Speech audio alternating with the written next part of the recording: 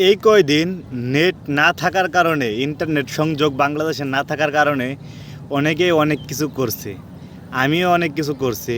তো কিভাবে এই কয়দিন দিনটা কাটাইছিলাম সেগুলো আজকে বলি।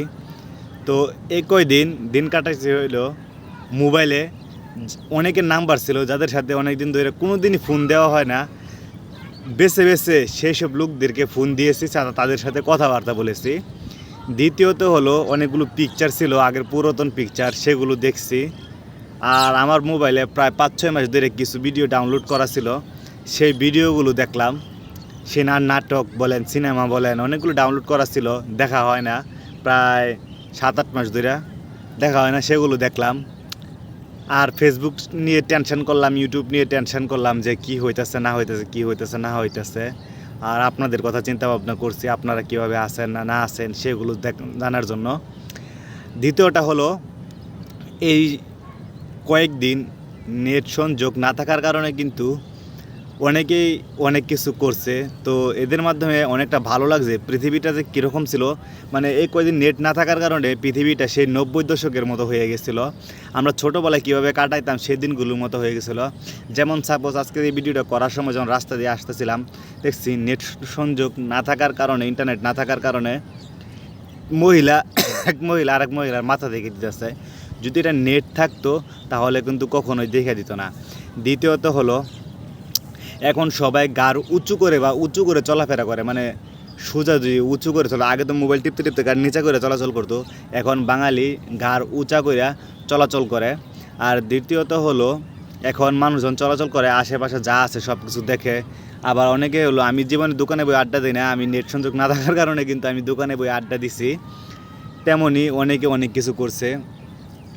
আবার দেখেন আজকে অফিস বন্ধ, নেট সংযোগ না থাকার কারণে, মানে বাংলাদেশের অবস্থা এই কারণে অফিস বন্ধ পাইতেছে। আবার আত্মীয় স্বজনের কথাবার্তা বলতেছে। এমনি মাসে একবার, সপ্তাহে একবার বাড়িতে ফোন দিতাম, তো এখন কিন্তু প্রতিদিন দিনে 2-3 বার করে ফোন দেওয়া হইতেছে। অনেক দূর সম্পর্কে আত্মীয়রাও কিন্তু ফোন দিতেছে, আমিও ফোন দিতেছি নেট সংযোগ না থাকার কারণে।